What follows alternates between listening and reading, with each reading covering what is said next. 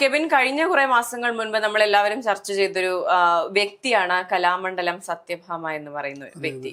അവർ അന്ന് നടത്തിയ അധിക്ഷേപ പരാമർശം നമ്മൾ എല്ലാവരും സംസാരിച്ചിരുന്നു. അവരുടെ ധാർഷ്ട്യമൊക്കെ നമ്മൾ ചർച്ച ചെയ്തിട്ടുണ്ട് പല പ്ലാറ്റ്ഫോമുകളിലായി. അപ്പോൾ ഏറ്റവും ഒടുവിൽ അത്തരത്തിലൊരു ബോഡി ഷേമിംഗ് അധിക്ഷേപ പരാമർശം നടത്തിയിരിക്കുകയാണ് അവർ. ഇത്തവണ മറിമായം സീരിയലിലെ നടിയായ സ്നേഹയ്ക്കെതിരെയാണ് ഇത്തരം അധിക്ഷേപ പരാമർശം. എനിക്ക് തോന്നുന്നു ഇതൊരു ഹാബിച്വൽ സ്വഭാവമാണ്. അത് ടങ് സ്ലിപ്പോ പെട്ടെന്നൊരു ദിവസം സംഭവിച്ചു പോയതോ അല്ല. ഇത് ഒരു ബേസിക് സ്വഭാവത്തിന്റെ അടിസ്ഥാനത്തിൽ വരുന്ന മോശം പരാമർശങ്ങളായി ഇതിനെ കണക്കാക്കാം അല്ലേ. ആദ്യമായി ഈ കലാമണ്ഡലം സത്യഭാമയുടെ വാർത്തകൾ പറയുന്നത് നമ്മളെ വിട്ടുപോയ ശ്രീ കലാഭവനിയുടെ സഹോദരൻ RLV രാമകൃഷ്ണന്റെ നൃത്തവുമായി ബന്ധപ്പെട്ടാണ് ഇത്തരത്തിലൊരു കോൺട്രവേഴ്സിയായി ഇത് വരുന്നത്. അത് നൃത്തത്തിന്റെ ഭാഗമായി കെട്ടാൽ അറയ്ക്കുന്ന തരത്തിലുള്ള പ്രസ്താവനകൾ അവർ നടത്തുകയും കൃത്യമായ ഇടവേള ഈ ഇടയ്ക്ക് വേറെന്തോന്ന് പറഞ്ഞു. പക്ഷെ അതത്ര സോഷ്യൽ മീഡിയ റീച്ചോ അല്ലെങ്കിൽ മീഡിയ അറ്റൻഷനോ കിട്ടാതെ ഇനി ഇത് എടുക്കണ്ട, അവരുടെ പ്രസ്താവനകൾ ഒരു എടുക്കാച്ചരക്കായി മാറിയിരിക്കുന്നു. പക്ഷെ ഇപ്പോൾ ഇവർ വീണ്ടും ഇത്തരത്തിലൊരു പ്രസ്താവനയുമായി വന്നിരിക്കുന്നു. ആ പ്രസ്താവന വായിക്കാൻ തന്നെ നമ്മളുടെ നാക്കുളുക്കും. അത്തരത്തിൽ വായിക്കണ്ട എന്നുള്ള നിലപാട് എടുത്തുകൊണ്ടാണ് നമ്മൾ ചർച്ച. ഒരു ബോഡി ഷേവിംഗ് പരമായിട്ടുള്ള എന്തിന്റെ അടിസ്ഥാനത്തിലാണ് അവർ ഇത്തരത്തിലുള്ള പ്രസ്താവനകൾ നടത്തുന്നതെന്നറിയില്ല. എനിക്ക് തോന്നുന്നു എല്ലാ ബഹുമാനം നിലനിർത്തിക്കൊണ്ട് പറയുന്നത് അവർക്ക് മാനസിക രോഗമാണ്. അതെ, ഇത്തരം കാര്യങ്ങളിലെല്ലാം നമ്മൾ പറയുന്നുണ്ട്. ഇത് മനുഷ്യനായി ചിന്തിക്കുന്ന ഒരാൾക്കും ചെയ്യാൻ പറ്റാത്ത, പറയാൻ പറ്റാത്ത കാര്യങ്ങൾ ചെയ്യുന്നതെല്ലാം മാനസിക വിഭ്രാന്തിയുള്ള, മാനസിക പ്രശ്നങ്ങളുള്ള മനുഷ്യർ തന്നെയാണ്. അത് അങ്ങനെ തന്നെ പറയേണ്ടിയിരിക്കുന്നു. ചിലപ്പോൾ ഇത് പറഞ്ഞത് കൊണ്ട് നാളെ നമ്മളെയും തെറി വിളിച്ചിരിക്കാം, നമ്മളെയും ബോഡി ഷേമിങ് ചെയ്യാൻ സാധ്യതയുണ്ട്. അതൊന്നും നമുക്ക് തള്ളിക്കളയാൻ പറ്റില്ല. എന്തുതന്നെയായാലും ഒരു വ്യക്തി ഇപ്പോൾ മറിമായം പോലൊരു ടെലി സീരിയലിൽ അഭിനയിക്കുന്ന വളരെ ടാലന്റഡ് ആയിട്ടുള്ള ഒരു നടി, സോഷ്യൽ മീഡിയയിൽ എല്ലാവർക്കും ഇഷ്ടമുള്ള ഒരു നടി, അവർക്കെതിരെ മോശം പരാമർശം നടത്തുന്നു, അവരുടെ ശരീരത്തെ പറ്റി പറയുന്നു, അവർ പഠിച്ച ഓട്ടം തുള്ളൽ എന്ന കലയെ പറ്റി പരാമർശിക്കുന്നു, ആ കുട്ടി അത് പഠിച്ചതൊക്കെയാ കേൾക്കുന്നതെന്നൊക്കെ പുച്ഛിക്കുന്നു. അപ്പോൾ എന്ത് മെറിറ്റാണ് ഇവർ ഉദ്ദേശിക്കുന്നത്? താൻ ചെയ്യുന്ന കാര്യങ്ങളാണ് ശരി, താൻ പഠിച്ച കലയാണ് നല്ലത് എന്ന രീതിയിലാണോ അവർ ഉദ്ദേശിക്കുന്നത്?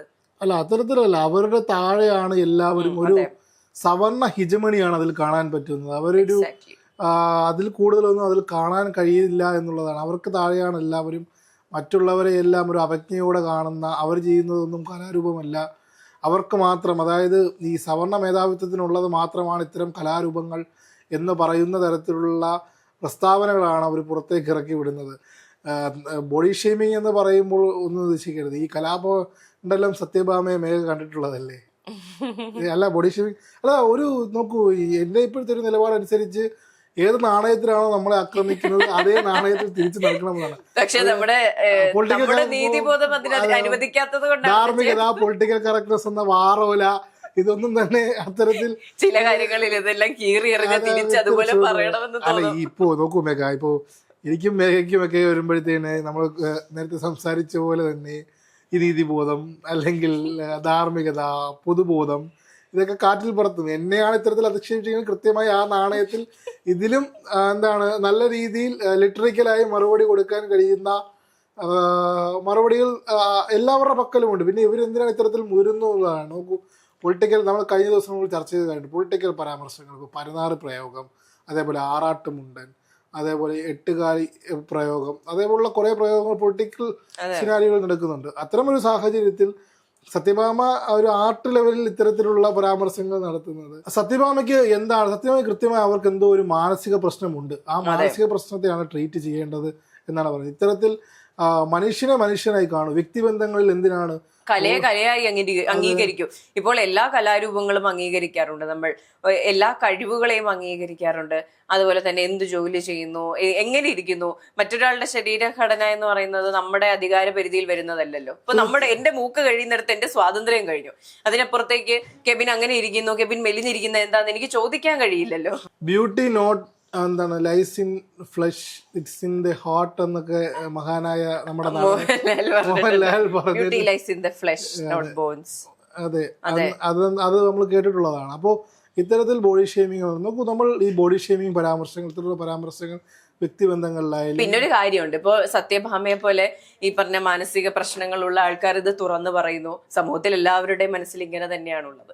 ഇപ്പോൾ നമ്മൾ തമ്മിൽ നടത്തുന്ന ഒരു ചർച്ചയിൽ എന്തെങ്കിലും അഭിപ്രായ വ്യത്യാസം ഉണ്ടെങ്കിൽ നമ്മുടെ കമന്റ് ബോക്സിൽ വരുന്നത് ഇത്തരം കമന്റുകളാണ്. എല്ലാവരുടെയും മനസ്സിലുണ്ട്, ചിലർ അത് പുറത്ത് പറയുന്നു എന്നുള്ളതാണ്. നമ്മൾ വ്യക്തി ജീവിതത്തിൽ പാലിക്കേണ്ട കുറച്ചധികം കാര്യങ്ങളുണ്ട്. അതായത് കുറച്ച് മോറൽ വാല്യൂസ് എല്ലാവർക്കും ഉണ്ടാകുന്നത് എല്ലാ കാലത്തും. ഫ്രണ്ട്ഷിപ്പിലായാലും പ്രണയത്തിലായാലും ഏത് ഘടകത്തിലായാലും നമ്മൾ ഇപ്പോൾ പലരും പറയാറുണ്ട് പേഴ്സണൽ സ്പേസുകളിൽ ചില തമാശകൾ നല്ലതാണ്. പക്ഷെ ആ സ്പേസുകൾ പക്ഷെ അത്രയും നമ്മൾക്കുള്ളിൽ അതിനെ റീഡിഫൈൻ ചെയ്യാൻ പറ്റുമെന്ന് നമുക്ക് ഉറപ്പാണ്. നമ്മൾ അത് അവിടെ പറഞ്ഞാലും നമ്മൾ പറയുന്നത് കൊണ്ട് അത് തെറ്റാണ് എന്ന് മനസ്സിലാക്കുന്നവരാണ് മുന്നിൽ നിൽക്കുന്നത്. അതിനെപ്പറ്റി അപ്പോൾ തന്നെ വിമർശനങ്ങൾ ഉയരാം. പക്ഷെ ഇത് പൊതുമധ്യത്തിൽ പറയുക, ഇപ്പോൾ മേഘയെ ഇപ്പോൾ തടിച്ചി എന്നും എന്നെ തടിയ എന്നും ഒക്കെ അഭിസംബോധന ചെയ്യുന്നവരില്ലേ? ഉറപ്പായിട്ടും, തീർച്ചയായിട്ടും. എന്നെ പറഞ്ഞാൽ ഞാൻ തിരിച്ചു പറയും. അതാണ് ഓൺ ക്യാമറ പറഞ്ഞില്ലെങ്കിലും ഓഫ് ക്യാമറ അതേ നാണയത്തിൽ അല്ലെങ്കിൽ വേറൊരു നാണയത്തിൽ തിരിച്ചു പറയും. അപ്പോൾ ഇത്തരത്തിൽ പ്രൊവോക്കേഷൻ, നമുക്ക് ഒരു മീഡിയ അറ്റൻഷൻ കിട്ടുന്ന വ്യക്തി ഇത്തരത്തിലൊരു ബോഡി ഷെയ്മിങ് നടത്തുമ്പോൾ ഇവർക്ക് പക്വമായ രീതിയിലല്ലേ. ഞാൻ എന്നെയൊക്കെ എന്തെങ്കിലും അതായത് വലിയ രീതിയിൽ ബോഡി ഷെയ്മിങ് ചെയ്താൽ അത് വാക്കുകൾ കൊണ്ടായാലും കായികപരമായിട്ടായാലും നേരിടണോ എന്നുള്ളതാണ് എന്റെ ഒരു രീതി. അവരെ ഇപ്പൊ പറഞ്ഞ് മനസ്സിലാക്കാൻ കഴിയില്ല. ഇപ്പൊ ഈ പറയുന്നത് പോലെ പെട്ടെന്ന് ഒരാൾ വന്ന് പറഞ്ഞത് കൊണ്ട് നമ്മൾ പെട്ടെന്ന് പൊട്ടിത്തെറിക്കുന്നു എന്നല്ല, 1-2 തവണ അങ്ങനെ ചെയ്യരുത്, ഇത് തെറ്റാണ് എന്ന് പറഞ്ഞ് പഠിപ്പിക്കാൻ നോക്കും. അതും ശരിയായില്ലെങ്കിൽ മറ്റു മാർഗങ്ങളിലേക്ക് കിടക്കേണ്ടി. ഞാനാണെങ്കിൽ വളരെ മാധ്യമ ജീവിതത്തിന്റെ ഭാഗമായി വളരെ എഫേർട്ട് ഇട്ടൊരു കുറെ അധികം ദിവസം നിൽക്കേണ്ട ഒരു റിപ്പോർട്ടിങ് കഴിഞ്ഞ് വീട്ടിലേക്ക് പോകുന്ന ഒരു സാഹചര്യം ഉണ്ടായപ്പോൾ അതിനുശേഷം വീട്ടിൽ ഞാൻ അറിയാലോ ആ സാഹചര്യത്തിൽ എത്തരത്തിൽ നിൽക്കുന്ന സമയത്ത് വീട്ടിൽ നിന്ന് ഞാൻ ഒരാഴ്ചക്കാലം എനിക്ക് അവിടുത്തെ സിറ്റുവേഷൻ ഹാൻഡിൽ ചെയ്യാൻ പറ്റാതെ അപ്പോൾ ഞാനിങ്ങനെ ഷർട്ടില്ലാതെ പുറത്ത് നിന്നപ്പോൾ വീടിനടുത്ത് നിന്ന് അയൽപക്കത്തുള്ള എന്റെ മാനസികാവസ്ഥയുടെ പ്രശ്നമായിരിക്കാം, ഒരു മൃഗത്തിന്റെ പേര് ചേർത്ത് എന്നെ ബോഡി വല്ലാതെ വീർത്തല്ലോ എന്ന് എനിക്ക് അപ്പോൾ എൻ്റെ വായിൽ വന്നത് മറ്റൊരു വർത്തമാനമായിരുന്നു. ഞാൻ അവിടെ കൃത്യമായി പറഞ്ഞു. അപ്പോൾ ഞാൻ അവിടെ മാധ്യമപ്രവർത്തകനാണ്, പൊളിറ്റിക്കൽ കറക്റ്റ്നെസ് ആണെന്ന് നോക്കില്ല. അത് നമ്മളെ വല്ലാതെ ഇറിറ്റേറ്റ് ചെയ്യുമ്പോൾ നമ്മളെല്ലാം എത്രയൊക്കെ പറഞ്ഞാലും മനുഷ്യരാണ്, നമ്മൾ തിരിച്ച് പ്രതികരിച്ച് പോകും.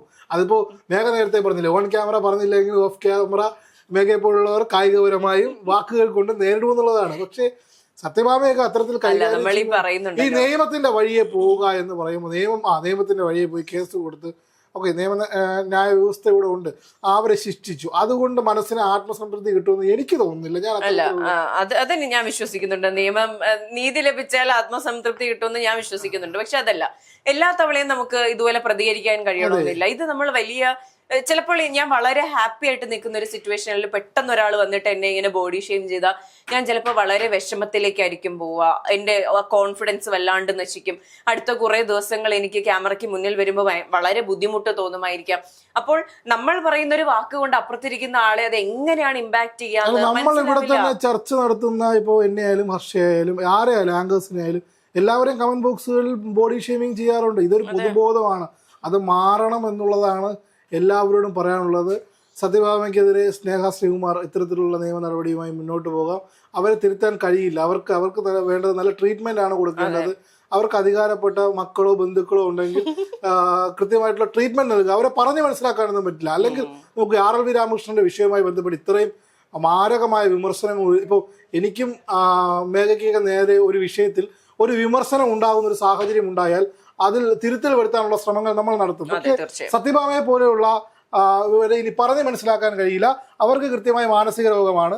അവരെ മക്കൾ അല്ലെങ്കിൽ ബന്ധുക്കൾ വേണ്ടപ്പെട്ടവർ കൃത്യമായ ട്രീറ്റ്മെന്റ് നൽകുക എന്നല്ലാതെ അവരുടെ ഈ ബോഡി ഷെയ്മിംഗ് പരാമർശം അവർ നിർത്തില്ല എന്നുള്ളതാണ് ഈ ഘട്ടത്തിൽ പറയാനുള്ളത്.